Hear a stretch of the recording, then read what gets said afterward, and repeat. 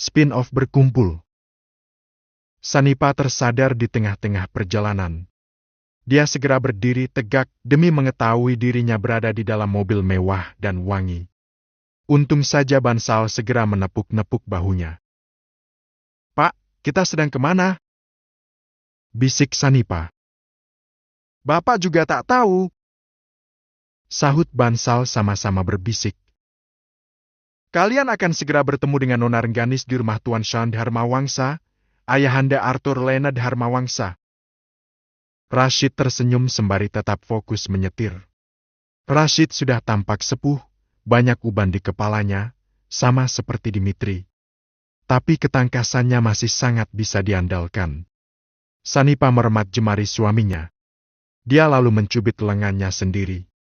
Nyata, ini bukan mimpi. Dia merasakan sakit.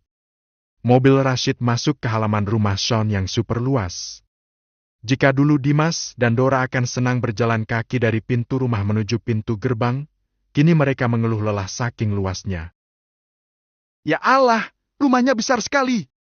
Bak kastil-kastil modern seperti di TV, Pak," ucap Sanipa melongo melihat betapa besar dan mewah rumah Sean. Bansal ikut mengagumi rumah Sean dalam hati. Dia masih sangsi jika Rere anaknya benar tinggal di rumah semewah ini. "Pak, coba Bapak bayangkan, bagaimana mengurus rumah sebesar ini?" bisik Sanipa. "Mereka pasti punya banyak asisten rumah tangga, Bu," bisik Bansal menyikut lengan Sanipa yang terpukau melihat kediaman keluarga Dharmawangsa. Mobil Rashid berhenti tepat di depan teras rumah, menurunkan Sanipa dan Bansal sebelum melaju ke carport. Hilman dan yang lainnya membawa Sanipa dan Bansal masuk. Keluarga Dharmawangsa menyambut mereka di dalam. Sanipa gemetar melihat istana yang dia lihat. "Ya Allah, ya Tuhan, apa ini surga?" desis Sanipa. Lututnya lemas. "Pak, kita masuk rumah orang kaya." "Esti," bisik Bansal. "Ayah, Ibu." Pekik Rere yang berada di samping Lian menghambur ke pelukan Sanipa. Sanipa terkejut, dia tidak memeluk balik Rere. Hanya membeku di tempatnya berdiri. Rere begitu bersih, cantik dan wangi. Benar-benar wangi. "Ibu, Ayah, kenapa diam saja? Aku Rere." Rere melepaskan pelukannya dan melihat Sanipa juga Bansal bergantian. Tiba-tiba saja Sanipa menggulung lengan baju Rere hingga lengan. Di sana, di belakang sikut Rere ada tanda lahir mirip bulan sabit berwarna coklat. Sanipa terbelalak. "Kamu benar Rere, Nak?" Seketik Sanipa berurai air mata demi dilihatnya tanda lahir yang sama yang dimiliki anaknya dulu. "Pak, dia Rere anak kita," desis Sanipa seraya memeluk Rere erat. Kedua mata Bansal memburam, memang benar di depannya adalah Rere. Suaranya sama tapi mengetahui Rere adalah menantu di istana ini, sungguh membuatnya sangsi. Sanipa bergegas mendorong tubuh Rere. "Maaf, Nak. Ibu bau." Sanipa salah tingkah dan merasa bersalah karena sudah memeluk Rere. "Ibu, ini aku anak Ibu. Aku juga dulu bau, Bu. Aku merindukan aroma ini, aroma ibu dan ayah yang sayang padaku sejak kecil. Kalian merawatku dengan penuh cinta, meski aku dan Welly bukan anak kandung kalian." Rere pun memeluk Bansal yang hanya bisa menepuk-nepuk bahu Rere dengan air mata yang sulit dibendung. Welly? Di mana Welly, Nak? Ibu sangat merindukannya." Isak Sanipa. Air mata Rere semakin deras saat Sanipa menanyakan Welly. Dulu Welly bagai anak lelaki raja yang selalu disanjung oleh Bansal dan Sanipa. Mereka kerap mengalah perihal makanan demi Welly dan Wasti. Betapa mereka sangat menyanjung anak lelaki yang ditemukan Bansal di pinggir jalan dekat pohon pisang, masih lengkap dengan bedong hangat, tanpa tanda pengenal apapun lagi. "Welly, itu Welly, Bu." Tunjuk Rere pada Welly yang tergolek di sofa berada dalam pangkuan wanita. "Apa Welly tertidur?" Tanya Sanipa pelan. Rere menggeleng. Dia melihat Wilson yang tampak takut-takut sekaligus nyaman berada di sisi Lanita. Itu Wilson, saudara Wali. Nanti ku ceritakan bagaimana kisah Wali bersama orang tua yang mengasuhnya selain ibu dan ayah. Sahut Rere merasa pedih melihat Wali. Lanita melambai pada Sanipa. Dia tidak bisa berdiri menyambut Sanipa dan Bansal karena kepala Wali yang masih pingsan ada dalam pangkuannya.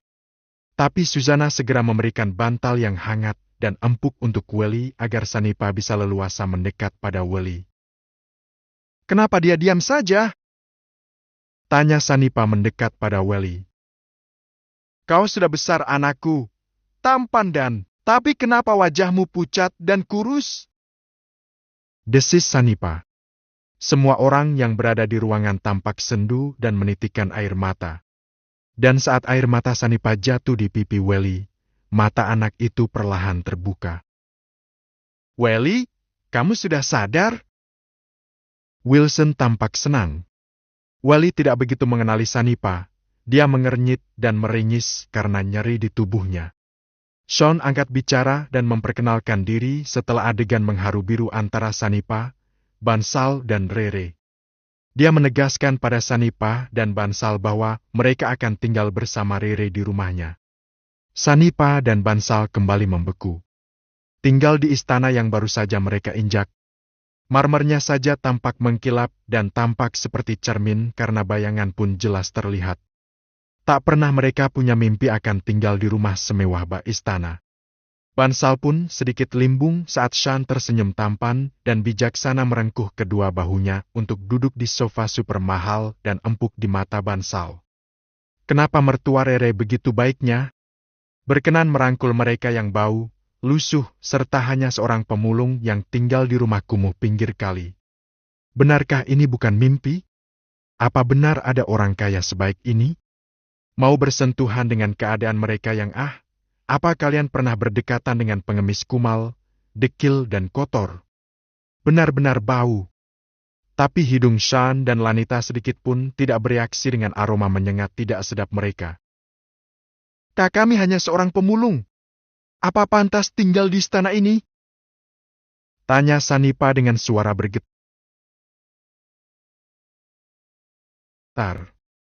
Lanita tersenyum. Kalian adalah orang tua Rere dan Wali yang begitu baiknya mengurus kedua anak kalian. Itu suami Rere. Sejak kecil teman-temannya adalah para anak jalanan yang tinggal di kolong jembatan. Lanita menunjuk Lian dengan suaranya yang lembut dan sangat ramah. Lian mengangguk dan menyalami Sanipa juga Bansal. Sanipa terpukau. Wajah Lian benar-benar lebih tampan dari yang dia lihat di televisi. Dia kerap melihat iklan yang dibintangi Lian di televisi besar yang terpasang di gedung tinggi di pusat kota Jakarta. Masalah, benar engkau suami anakku? Sanipa menangis terharu. Bagaimana bisa Lian menyukai anak seorang pemulung? Benar, sejak kecil Lian memang menyukai Rere. Dia tahu identitas Rere yang sesungguhnya, tapi Lian tidak peduli. Perasaannya untuk Rere nyata. Berawal dari rasa simpati dengan kondisi Rere dulu dan berlanjut menjadi sebuah ketertarikan. Oh, maaf kalau saya lancang mengakui menantu Anda adalah anak saya. Sanipa merasa tidak enak dengan Sean dan Lanita. Rere bukankah anak kalian? Kami berhasil menemukan bapak dan ibu melalui teman jalanan Lian. Bapak ingat pernah menjatuhkan ponsel seseorang? Dia adalah salah satu sahabat Lian. Lanita berkata dengan senyum yang tak pernah lepas dari bibirnya. Masalah, ini mertua Rere. Betapa anggun, cantik dan wangi. Terlebih lagi wanita ini teramat santun serta ramah pada kami pemilik kasta sudra. Sanipa membatin terpukau melihat ketutulusan yang terpancar di wajah Lanita. Rashid, Jauhari, Hilman dan rekan-rekannya selalu tak kuasa melihat adegan haru keluarga Dharmawangsa dengan kaum papa. Tak pernah berubah sejak dulu. Bagaimana kekayaan Dharmawangsa bisa habis? Mereka orang kaya yang tak pernah membeda-bedakan kasta seseorang. Harta Dharma Wangsa mengalir bagai air deras karena selalu saja tulus berbagi dan berkenan merangkul orang-orang bawah dan kesusahan. Bahkan keturunan demi keturunan Aji Saka Dharma Wangsa selalu mewarisi sifat dermawan leluhurnya. Maka detik itu juga Bansal dan Sanipa serta Welly dan Wilson resmi menjadi penghuni baru di Istana Dharma Wangsa. Spin-off kemarin author kesiangan, maafkan. Bansal. Spin-off kemarin author kesiangan, maafkan. Bansal dan Sanipa sudah berubah wujud dengan pakaian bersih dan penuh warna. Keluarga Sean menjamu mereka makan, sementara Welly sedang dibawa ke rumah sakit milik Claudia untuk menjalani terapi laser. Penyembuhan tercepat pada luka. Rere tak henti-henti menangis di pelukan Lian hingga mantan anak tak mau diam saat kecil itu kerepotan menenangkan istrinya. Bisa-bisanya Welly merahasiakan hal mengerikan dalam hidupnya? Isak Rere. Esti, Welly pasti punya alasan kuat, sayang. Lian merengkuh bahu Rere dan mengecup keningnya.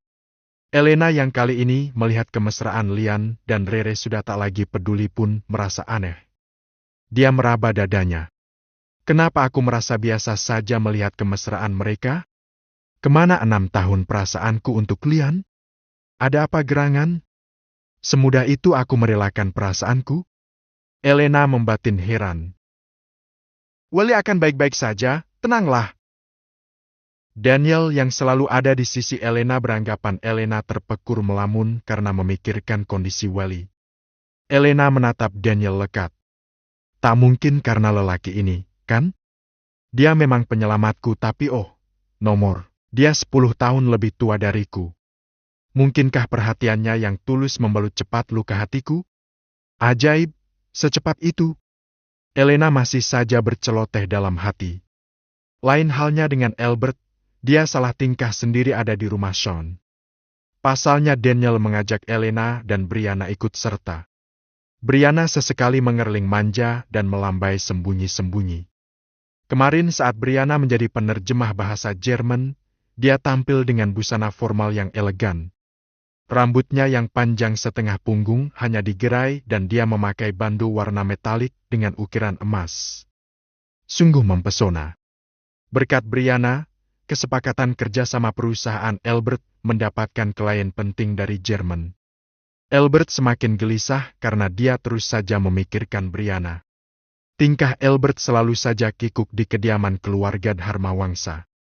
Menjatuhkan botol minuman, menyenggol guci koleksi Sherindita hingga pecah, dan mendapat tatapan tajam dari Sean, tapi berakhir cukup dengan kata maaf saja karena bujukan Lanita pada suaminya itu. Om, kamu lagi kenapa, sih? Absurd banget hari ini. Oleng mulu kalau jalan. Kau tegur Dora. Nggak lagi kenapa-kenapa. Mungkin karena lapar. Jawab Albert asal. Lapar ya makan bukan oleng nyenggol-nyenggol Gucci. Itu Gucci kesayangan Oma Sharon, loh. Ucap Dora. Iya, papamu sudah maafin aku, kok. Albert terikuh karena Brianna terus saja menggodanya curi-curi dengan kedipan mata. Dora ingat Brianna. Dia pun diam-diam memperhatikan gelagat aneh Albert dengan Brianna. Tampak Brianna sedang mengobrol dengan Dane. Dane menyanjung Brianna karena sudah membantu Albert.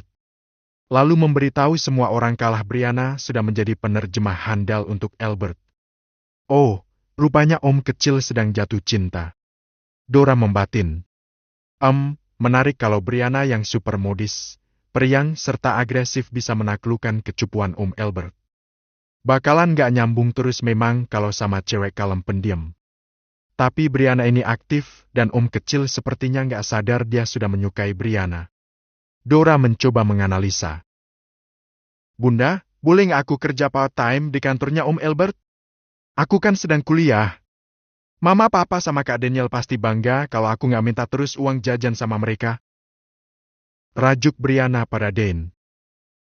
Bri! Kau tegur Daniel seraya menggeleng. Dia paham maksud Brianna. Paling-paling hanya ingin menggoda Albert. Padahal Albert keselak setengah mati mendengar Brianna begitu manja memanggil Dan dengan sebutan bunda. Namun sambutan Dan sungguh di luar dugaan. Dan cukup penuh atensi pada Brianna. Dia memanggil Albert. Nak, sini. Brianna sedang melamar kerja jadi asisten pribadi. Kamu terima, ya? Brianna terbelalak. Tak menduga jika Dan menyukainya. Dia mengedip sebelah mata pada Albert. Asisten pribadi, Ma? Aku tak perlu asisten pribadi perempuan. Sahut Albert tegas. Jangan begitu. Brianna mahir bicara banyak bahasa, bahkan dia mau mempelajari bahasa Prancis karena tahu kalau Papa Isadora keturunan Prancis. Kamu perlu asisten pribadi yang cekatan, smart serta aktif seperti Brianna. Dan tersenyum dan membelai rambut Brianna senang. Hati Dan gembira karena Brianna sangat menyenangkan serta berwawasan luas. Dia merasa Albert butuh asisten pribadi seenergik Brianna. Albert diam saja. Tapi Dora di sampingnya merasakan tubuh Albert sedikit gemetar. Ya ampun, Om kecil. Dikau sungguh gugup di depan adiknya Kak Daniel? Fix, Oma Dan tak perlu pusing lagi cari calon mantu.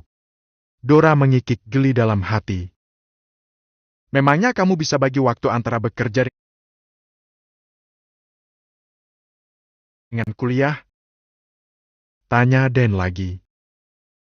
Aku bisa ambil jadwal kuliah malam kalau aku diterima kerja di perusahaan Tante? Sahut Brianna. Jangan! Nanti kamu pulangnya selalu malam, bahaya. Tukas Albert cepat, tapi seketika wajahnya semerah tomat. Spontanitas Albert juga wajahnya yang kemerahan mengagetkan Dan. Wow, ini sungguh kemajuan. Dia spontan memberikan perhatian pada gadis ini. Aduh, suamiku mana sih? Ternyata anaknya memang normal. Dia menyukai lawan jenis. Dan memekik senang dalam hati.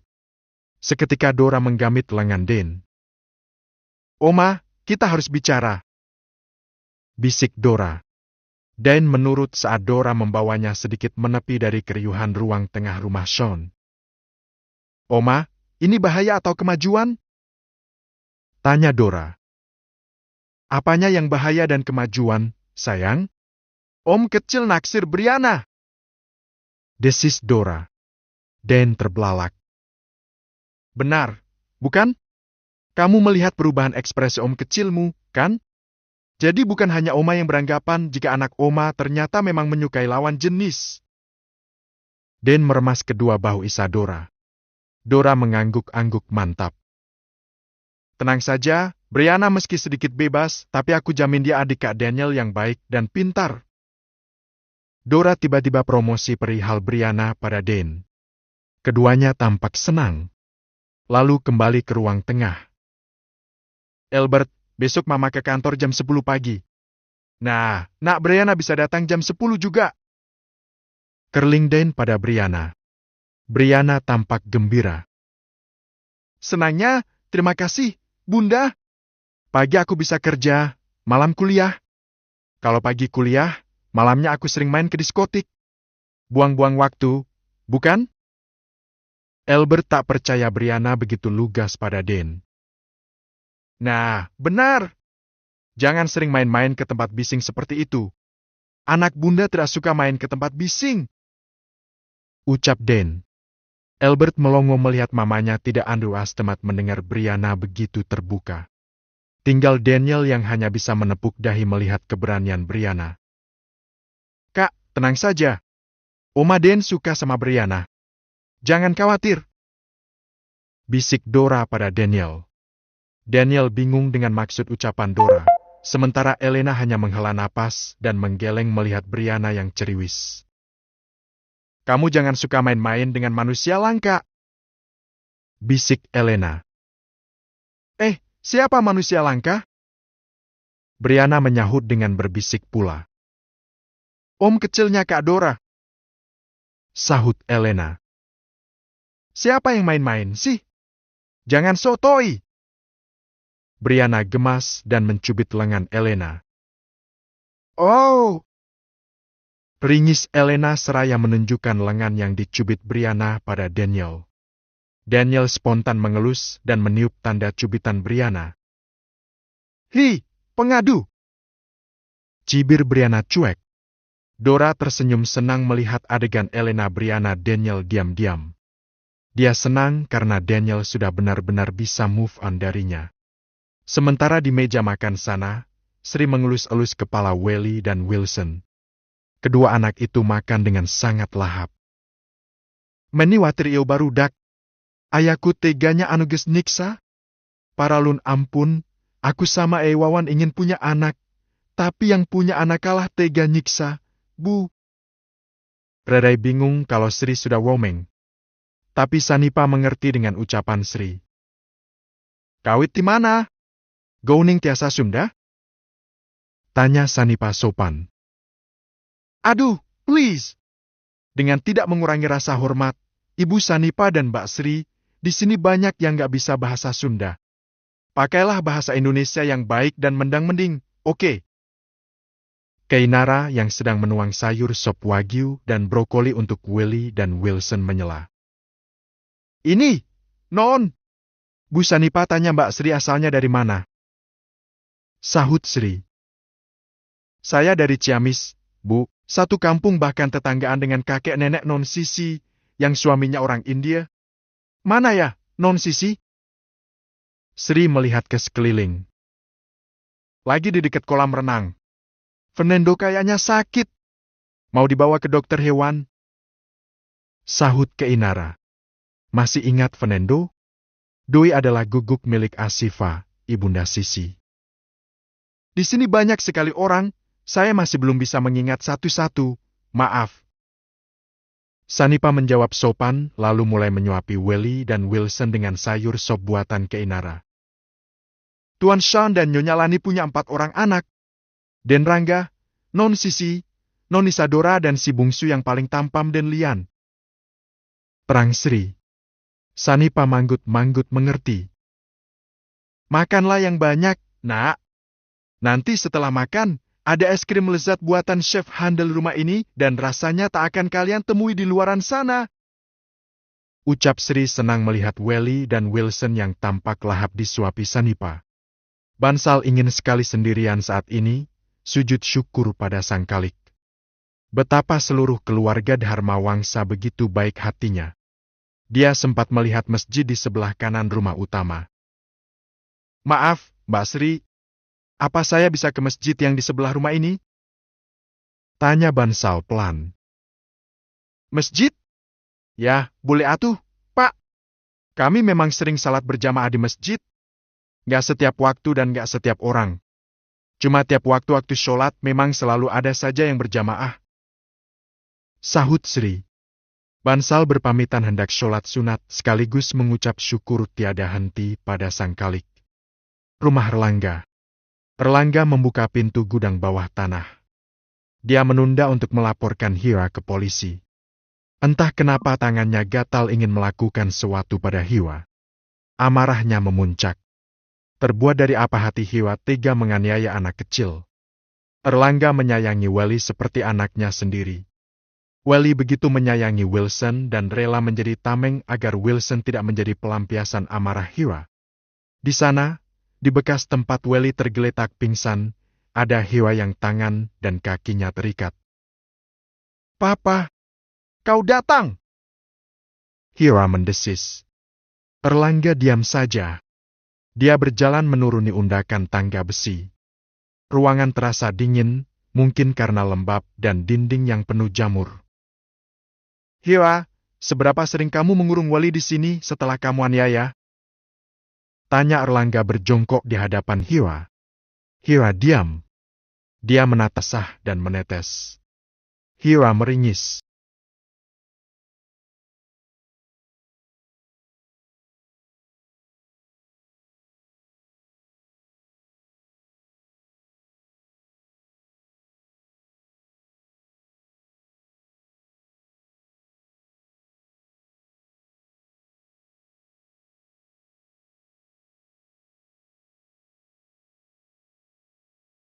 Tanya Erlangga berjongkok di hadapan Hiwa. Hira diam. Dia menatap Erlangga lekat. Wilson, tidak aku apa-apakan. Harusnya kau bersyukur ada Welly yang menjadi pelampiasan amarahku. Kalau tidak ada Welly, entah apa anakmu masih hidup atau tidak dengan kondisi jantungnya yang lemah. Plak. Erlangga menampar pipi Hira. Cairan merah yang sudah mulai mengering kembali basah dan menetes. Hira meringis. Kau juga kejam. Berani menampar perempuan. Aku selalu lembut memperlakukanmu, Hira. Aku menamparmu hanya beberapa kali. Lalu bagaimana denganmu yang sudah menganiaya Welly bertahun-tahun? Desis Erlangga dengan sorot mata penuh kebencian. Ternyata kau sama saja dengan kakakmu, iblis betina. Hira tertawa sinis. Kau tidak pernah mencintaiku, bukan? Kau menikahiku sebagai pelampiasan rasa sakit hatimu karena Narita pergi meninggalkanmu. Erlangga diam beberapa saat. Ya, hatiku tetap untuk Narita. Tapi saat kupikir kamu mampu mendampingiku sebagai seorang istri, dan kamu tampak menyayangi Wilson juga Welly, simpatiku padamu bukan pura-pura. Hira. Sahut Erlangga. Cuy, hanya simpati? Bukan cinta? Cibir Hira. Erlangga tersenyum tipis. Pantas saja rasa simpatiku tidak bisa berkembang menjadi perasaan kasih dan cinta. Tuhan tidak mengizinkan hatiku untuk jatuh cinta padamu. Tuhan tak ingin aku sakit hati untuk yang kedua kalinya bila aku jatuh dalam kelicikanmu. Terbukti sekarang, cintamu pada anak-anak hanya kamuflase, Hira. Erlangga mengangkat kerah baju Hira, dia kembali mencekik leher Hira. Di atas tangga, Yuyun dan Yono tampak khawatir saat mengintip Erlangga. Yan, bahaya. Orang sebaik Tuan Erlangga tidak pernah marah. Sekalinya marah takut kenapa-kenapa. Bisik Yuyun.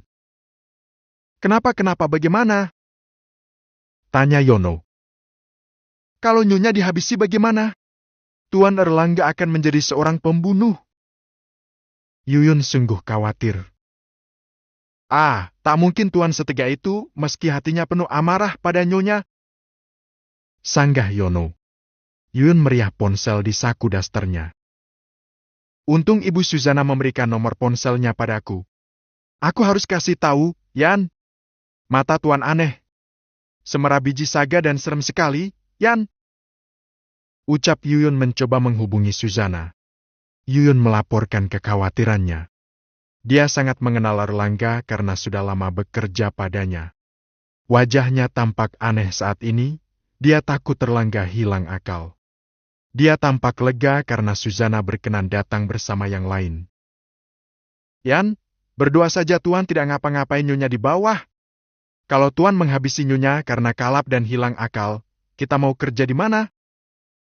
Yono bisa memahami kecemasan Yuyun. Keduanya kembali mengintip ke gudang bawah tanah. Erlangga tampak menyeret Hira dengan ujung baju di atas punggungnya. Diangkat lalu dilempar ke dekat tumpukan besi panjang di salah satu sudut gudang. Benturan kepala Hira dengan besi terdengar ke atas tangga. Yuyun memekik tertahan. Hira meringis merasakan kepalanya berdenyut hebat. Papa, sadar. Pekik Hira. Diam kau, iblis! Apa bertahun-tahun kau sadar sudah menyiksa anak kecil? Mata Erlangga menyala-nyala. Kupikir Wilson punya penyakit jantung pasti karena selalu kau intimidasi sejak kecil, benar? Hira meringis, kepalanya pusing. Dia tak mampu menyahut. Erlangga duduk di kursi sebelah Hira yang tergeletak kesakitan. Dia menyalakan rokok lalu mengepulkannya pada Hira. Setengah bungkus dia habiskan dan terus mengepulkan asapnya pada Hira. Pa, aku tidak suka asap rokokmu. Hira terbatuk. Tapi Erlangga tak peduli. Dia tahu Hira tidak menyukai lelaki perokok dan dia mengalah. Tidak pernah merokok di dalam rumah, terlebih ada anak-anak. Mereka harus sehat dari polusi asap rokok. Hira benar-benar merasa tercekik, terlebih lehernya tadi sempat dicekik kuat 2 kali oleh Erlangga dan kini harus mengisap asap rokok yang dibencinya. Hiwa megap-megap. Erlangga meraih tangan kanan Hiwa lalu menginjak-injaknya tanpa ampun. "Papa, sakit! Hentikan!" teriak Hiwa. "Sakit kau bilang? Lalu kau tetap mengabaikan teriakan Wel yang kau siksa sendirian dan tak ada yang berani menolongnya? Tangan ini yang sudah menyiksa anakku. Rasakan, perempuan jahanam!" Tangan Hiwa mulai berdarah karena Erlangga terus saja menginjak-injak dengan penuh amarah. "Tuan!" panggil Yuyun. "Tolong hentikan!" Erlangga menghentikan aktivitasnya. Dia menoleh ke atas tangga. "Apa Mbok Yun pernah menghentikan kelakuan keji perempuan ini pada anakku?" teriak Erlangga. Seketika Yuyun terdiam. "Kami selalu memohon pada Nyonya, Tuan. Tapi kami terlalu takut untuk melaporkannya pada Tuan," ucap Yono. "Maka dari itu kini aku tahu dan kalian tetaplah diam. Nikmati saja pemandangan aku menyiksa perempuan ini." Tandas Erlangga dengan kilatan amarah di kedua matanya. Kembali Erlangga menampar Hiwa berkali-kali. Dia kini mencekik Hiwa. Tangan dan kaki tangan Hiwa mengejang dan berontak. Kedua matanya membeliak. Saat Hiwa mungkin tidak akan tertolong, Suzana dan Jauhari datang tepat waktu. Mereka segera meraih tubuh Erlangga agar melepaskan cekalannya di leher Hiwa. "Tuan Erlangga, sadarlah! Anda jangan jadi seorang pembunuh seperti kakak perempuan ini yang sudah mendekam terlebih dulu di penjara. Ingat, Anda masih punya anak-anak." Suzana berteriak. Erlangga terengah-engah saat Jauhari dan rekan-rekannya berhasil menjauhkannya dari Hiwa. Hiwa sendiri tergeletak dengan mata masih membeliak. Dia meraup udara dengan sangat rakus dan terbatuk-batuk. "Biar yang berwajib yang menangani kejahatannya. Pikirkan bisnismu dan anak-anak serta masa depan kalian," ucap Suzana. Tubuh Erlangga lemas. Dia baru tersadar setelah amarah menguasainya. "Welly, Wilson, maafkan Papa. Papa kilaf." Erlangga mengusap wajahnya. Jauhari pun segera mengamankan Hiwa, sementara Erlangga dipapah Suzana menaiki tangga. "Kita langsung ke rumah keluarga Dharma Wangsa. Sudah dari kemarin kami menantikan kehadiranmu, Tuan," ucap Suzana. Erlangga mengangguk lemah, sementara Yun dan Yono akhirnya bisa bernapas lega. Spin-off Tanya.